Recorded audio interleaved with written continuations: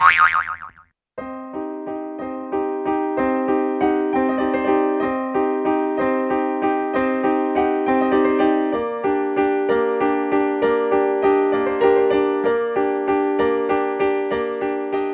qui m'intéressait, moi, c'était le mythe du vampire. On est vraiment parti là-dessus, et parce qu'il y avait une symbole fort, une symbolique érotique, une symbolique presque biblique, tu sais, le bien, le mal, tout ça, puis la beauté même du mythe. Enfin, il y avait beaucoup de choses dans ce mythe qui, moi, à titre personnel, m'intéressait depuis super longtemps.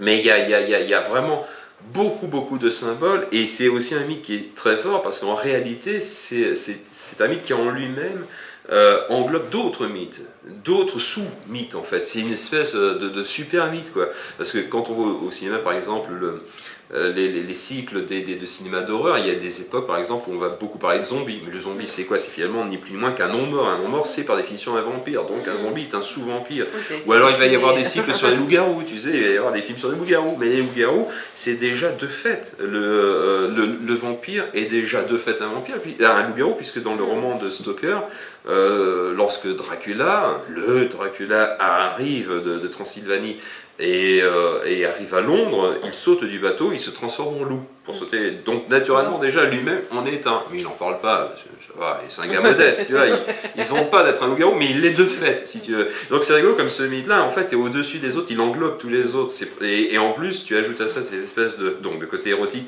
et de beauté aussi, esthétique aussi. Il y a une beauté dans le mythe du vampire. Moi, mon rêve, si tu veux, puisque ça fait très longtemps que je voulais faire une bande dessinée de vampire, ce serait que cette bande dessinée-là soit tout simplement la plus réussie possible, quoi. Que je sois à la hauteur finalement de mon propre rêve, quoi. Pour la petite histoire, quand j'ai fait les Beaux-Arts, c'était en 86, et en fait, moi ensuite je suis passé à l'école de bande dessinée, et là tu avais des mecs qui venaient des quatre coins de France, c'est là où j'ai rencontré Alain Hérold, Mazou et compagnie, moi, Turf, tout ça. Et le truc, c'est que le hasard, parce que c'était pas gagné d'avance, le hasard a voulu qu'on devienne vraiment très potes. Mais très potes, une énorme bande, et on est vraiment restés potes, et on est toujours potes d'ailleurs, plus de 20 ans plus tard. Et donc en fait, moi à un moment donné, j'aurais bien voulu me casser d'Angoulême. Parce que c'était pas la ville la plus rock'n'roll pour moi. Pourtant, c'est ma ville de naissance. Mais moi, je voulais me barrer à Bordeaux, en fait. Moi, je voulais faire mes études à Bordeaux et tout ça. Mais quand je me suis renseigné, la seule école de bande dessinée était à Angoulême, pas de bol. Donc je suis resté à Angoulême, tu vois, et là il y a des mecs qui sont venus des quatre coins de France pour faire de la bande dessinée. Donc je les ai rencontrés, moi, et après ils se sont installés, tu sais, et après je pouvais plus partir. Ouais. Moi je l'aime bien, moi ma ville à la base, hein, j'ai rien contre elle, hein, c'est peut-être pas la plus grande ville du monde, mais c'est une jolie ville, en plus elle est vraiment belle visuellement, le pire, et elle est pas si agréable et tout ça, et en fait... Il y a des lieux que vous aimez particulièrement c'est un truc global, se balader dans les rues. À Angoulême, c'est un truc très... Enfin, il y a quelque chose d'assez étonnant dans Angoulême, c'est que c'est pas une ville ostentatoire dans le sens où elle ne montre pas des énormes monuments partout. Mais l'hôtel Saint-Simon, par exemple, est une petite merveille qui est planquée dans un coin. Si on ne se perd pas dans les rues, on n'a quasiment qu'une chance de le voir. Et il y a plein d'endroits comme ça. Dans ma rue, il y a une rue perpendiculaire. Et si on regarde en l'air, à un moment donné, on aperçoit une échauguette, une espèce de petite tourelle en haut, et vraiment qui date genre du XIIIe ou XIVe siècle, quoi. Le truc vraiment médiéval qui est là perdu avec un bout de muraille, parce que cet endroit-là, jadis, faisait la limite de la ville, quoi. C'est-à-dire que ça permettait de protéger vraiment la ville des envahisseurs. Et on voit ça, il y a des petits trucs comme ça, tu regardes par un portail, tu vois au fond une façade sublime. Il y a vraiment des endroits, Angoulême c'est un peu caché, tu sais, c'est pas donné à voir tout de suite.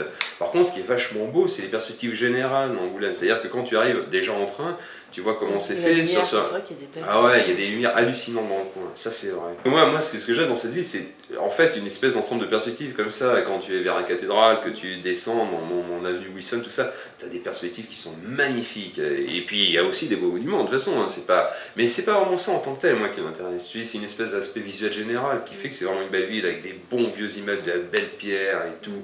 Il n'y a pas eu trop encore de fautes de goût, il peut y en avoir, mais pour l'instant il n'y en a pas.